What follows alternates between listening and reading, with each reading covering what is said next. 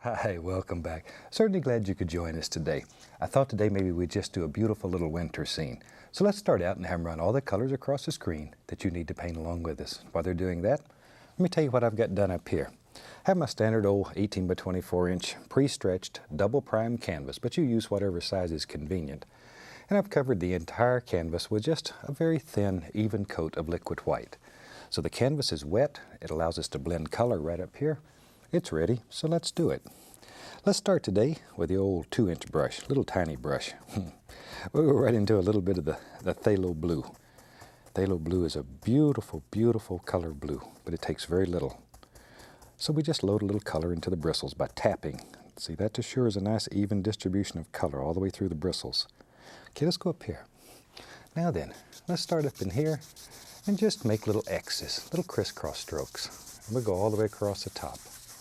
The color is continually mixing with the liquid white that's on the canvas, and that's why it blends beautifully like this. If you had a dry canvas, as I like to say, you'd be in Agony City about now, because it just doesn't blend like this. There, that's the beauty of the liquid white. It just allows us to blend color on the canvas. All right, see, something like so, a little more color on the old brush, and we'll come right in here and do something like so. That's all. Just little cross strokes, crisscross strokes, or cross-criss, whichever. Now then, sometimes I like to make the edge of paintings a little darker so that it intentionally will bring the eye into the center of the canvas. So for that, I'm going to add a little bit of Prussian blue. The Prussian blue is much darker and much stronger. And that I'm going to apply just to the corners. Just to the corners, and we'll go over on this side, put a little bit right there. There. Now very lightly we can just blend the entire sky. I left that blank intentionally because I think I'll have a big cloud that floats right around there. While we have that color on the old brush, let's add a little more of the phthalo blue. And same way, just tapping. And I want a little water in this painting. Shoot, you know me. I would paint water in just about everything that I do. I love to paint water, and in this technique, it's one of the easiest things imaginable. There, pull from the outside in, and I want to leave a little area of light right in there.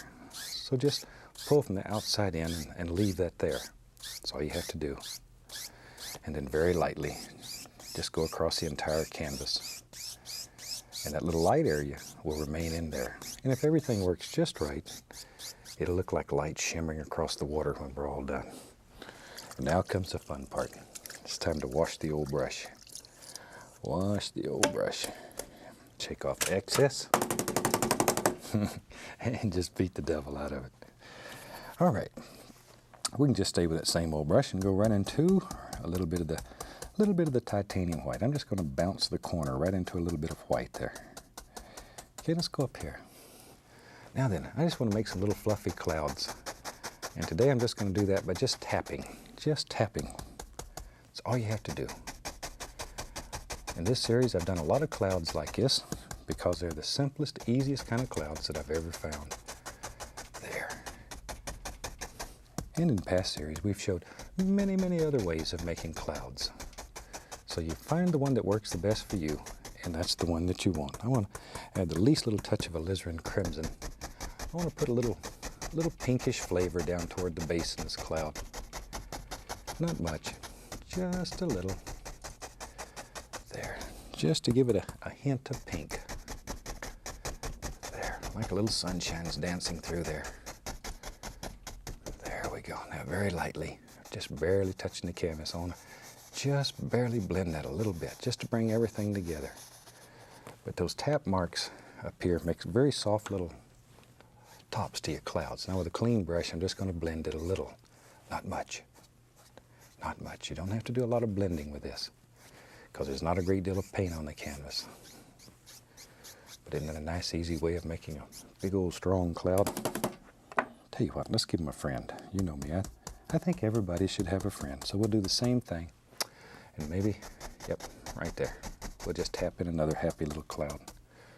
Or big cloud in this case. Maybe he lives right out through here. It's up to you. Up to you. wherever you want it. Something like that. There. Once again, a little touch of the crimson, just to flavor it a little, right down here at the base. I'll get my clean, dry 2-inch brush, and we can just blend it and fluff it. There. Something as easy as that. And the more you blend it, of course, the more subdued it will become. And you can literally blend it away. And that's the way you correct it. If you ever make a cloud that you don't like, you just blend it away, paint you another one. We don't make mistakes. We just have happy accidents. And all I mean by that is that after a while you become so confident with the method that you don't worry.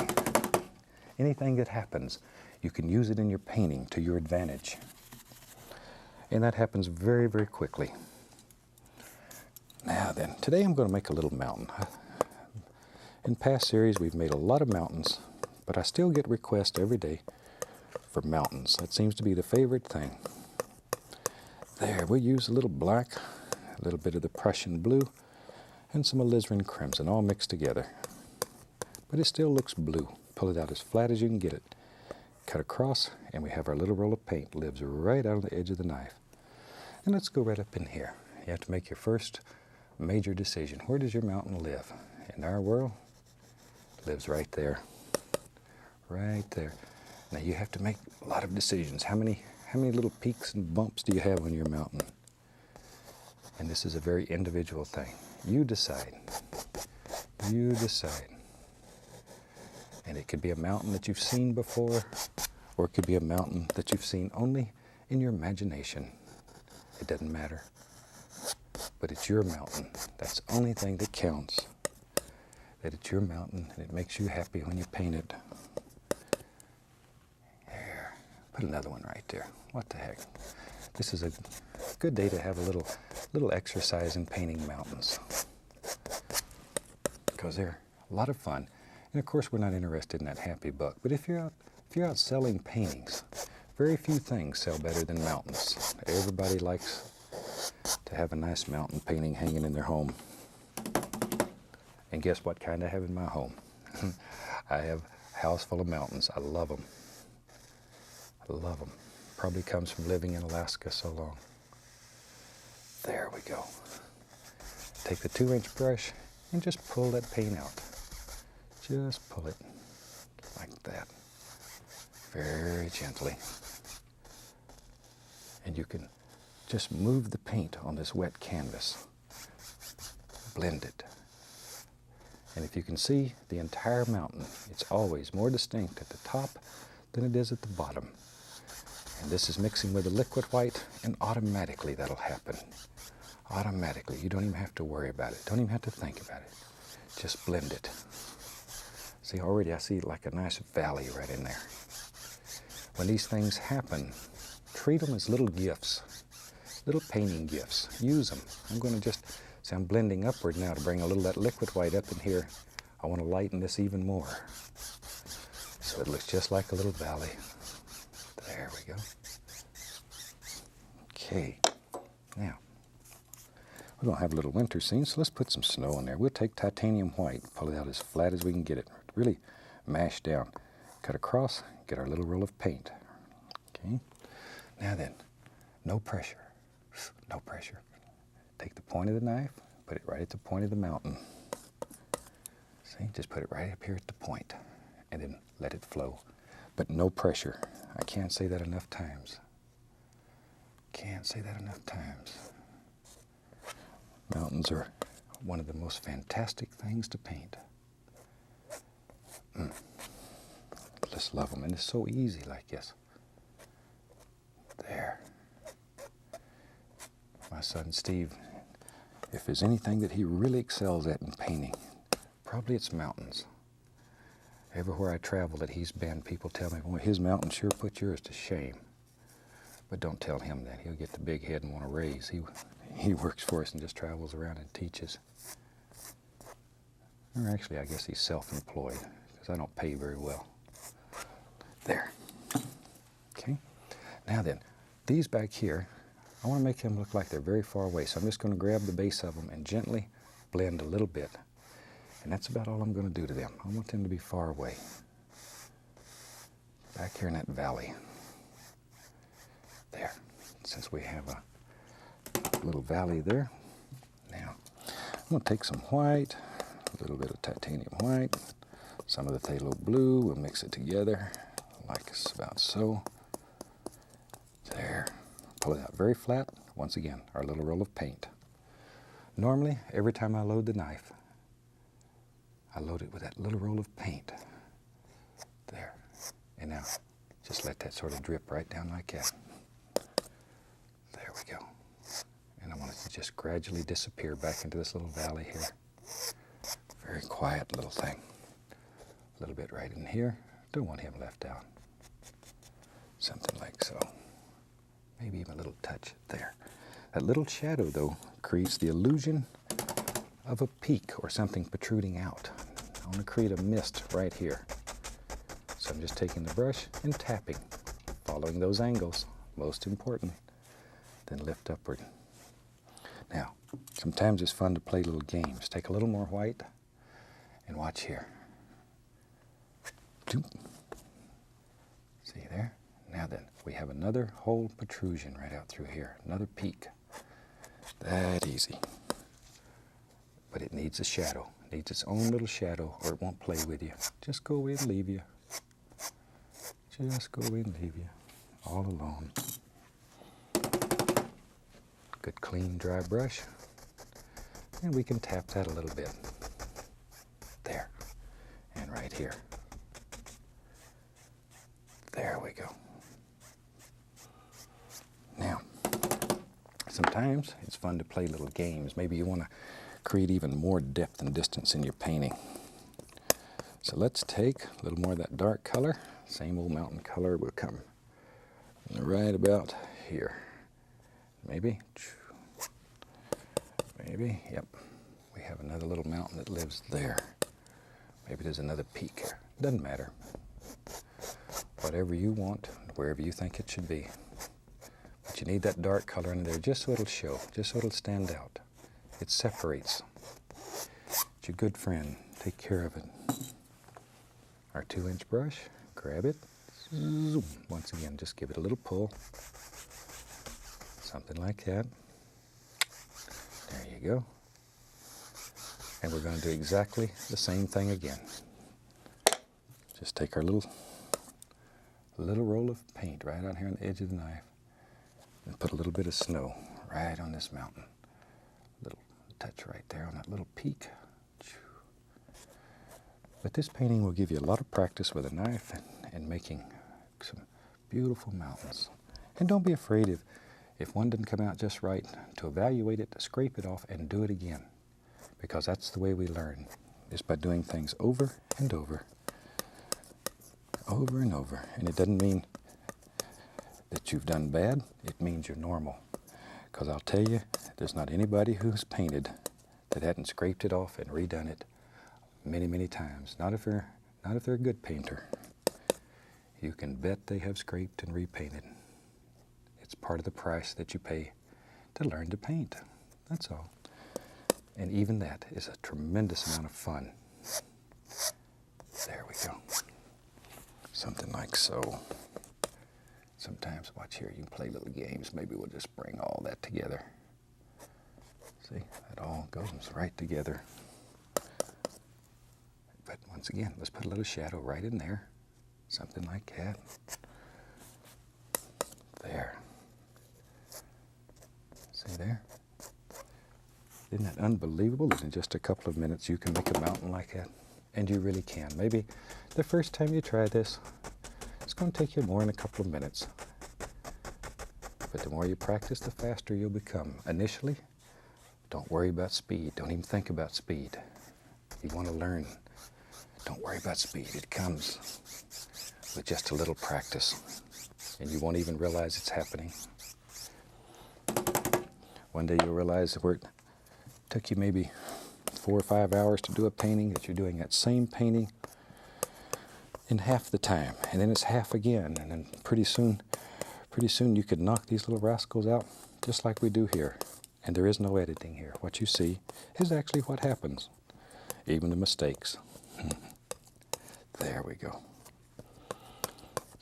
I'm mixing up that same color and adding a little white to it just to make a lighter blue. I'm going to put some little trees way back in the distance. And for that, let's use our little fan brush. We just load a little color on it. Something like that. I'm just going to tap downward. Just want to make the indication of some little trees that live way back in the distance. Far, far away. We're not looking for detail. Detail comes in the foreground. There. Okay. Back here, just indications once again. Just indications. Too much detail will ruin the illusion of distance in your painting. So don't try to put every leaf on these little trees that are living way back here. You don't see them in real life. There. Now, let's take our old 2-inch brush. I want to grab the bottom of this. Watch here. Decide where land and water meet. Pull straight down. Zoop, zoop, zoop. Like that. Go across. And that quick, we have instant reflections. Instant reflections. I'll take a little liquid white, pull it out very flat, cut across, and we'll go right up in here. And I'm just going to cut in a little water line using the knife straight on, pushing very firmly. Very firmly. There. Something about like that. The water line just really, it sort of splits up these two dark colors and gives the indication where the shoreline is. Good. Now,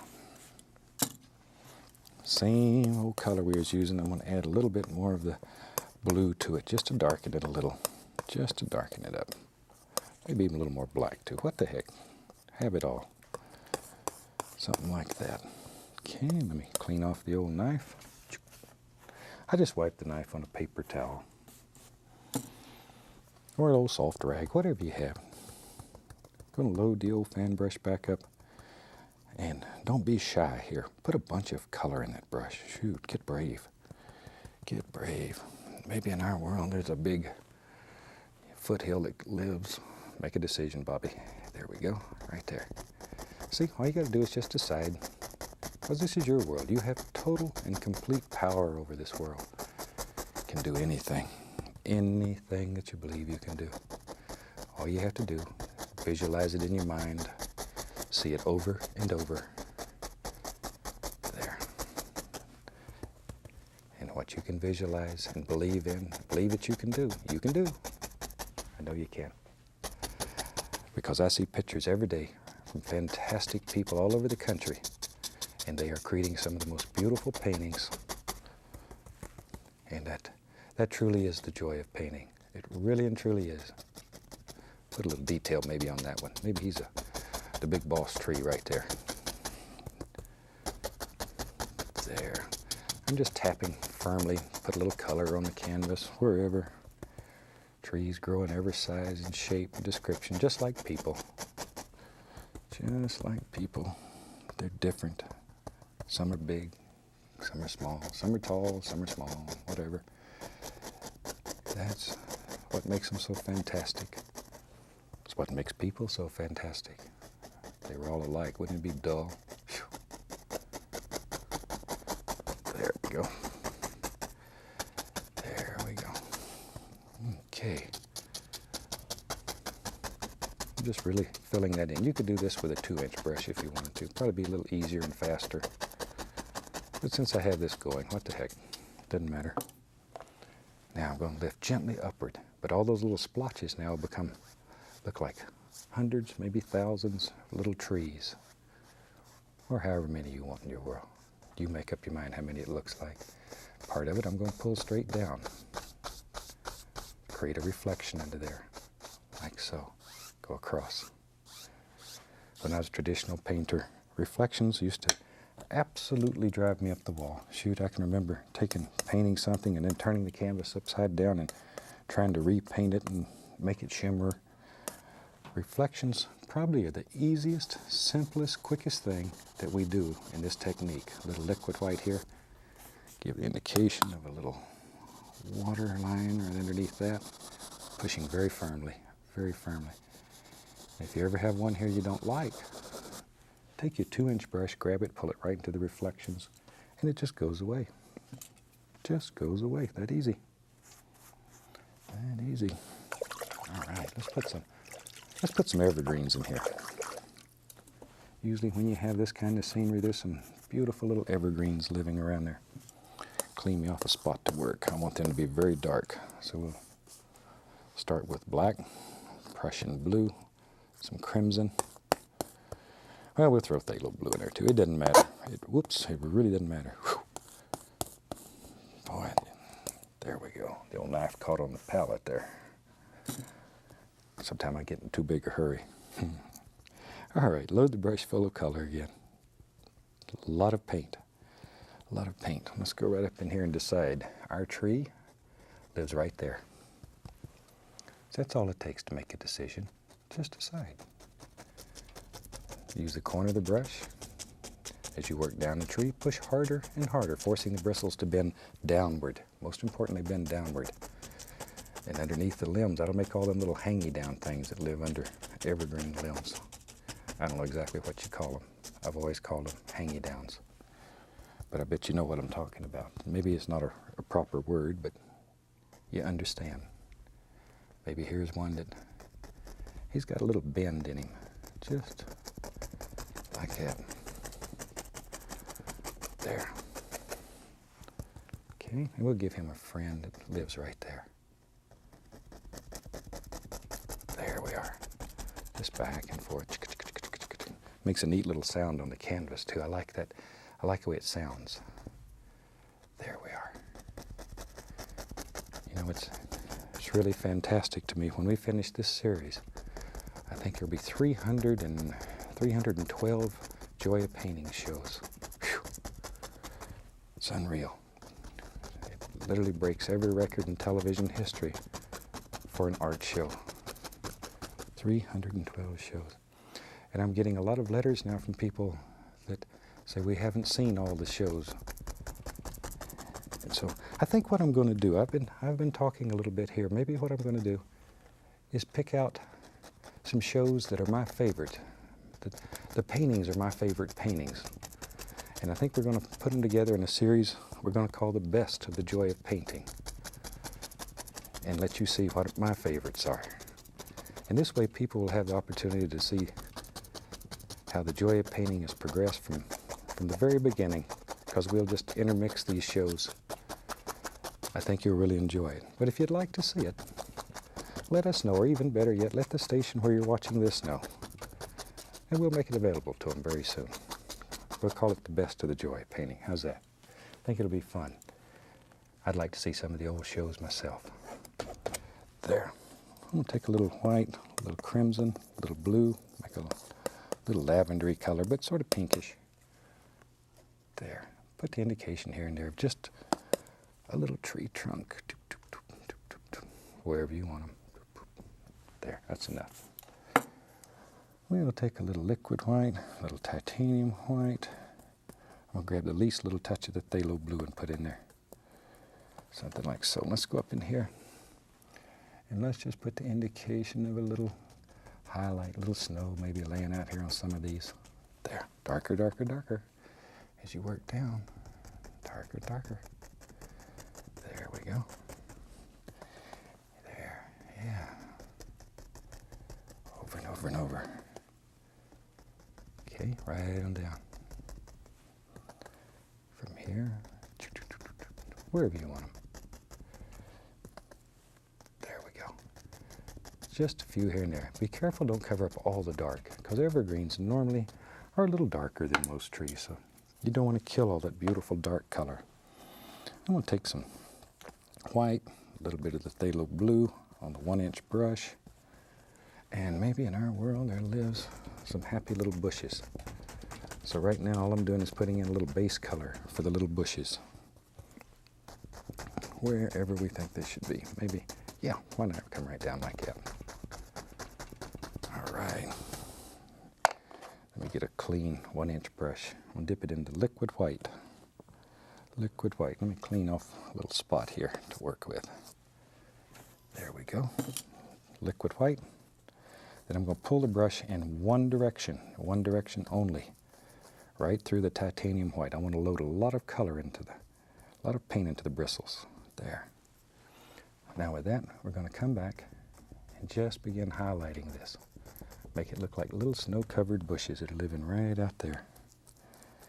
Just little jewels shining in the sun. Do one bush at a time. One little bush at a time. Okay, maybe there's one. Wherever you want them. There's another one. Okay, here and there and here. And you don't have to make all of them white. Leave some of them the dark blue because they'll be in shadow. They'll be back in the shadows where the little bunny rabbit hides. There we go. We can take a little titanium white now. And let's just quickly put the indication here of a little snow right at the base of these. Something like that. But pay attention to angles when you do this. Don't just throw this on at random, and worse yet, don't pull it straight down. If you do, it'll look like huge cliffs. There. Something like this. There we go. And we just fill that in, wherever you think the little snow area should be. This is a very cold winter scene. It's all done in blues. It'll make you want to put your coat on. And I think with that, shoot, we about have a finished painting. Scratch in a few sticks and twigs, call that one done. Hope you've enjoyed it. And from all of us here, I'd like to wish you happy painting, and God bless, my friend.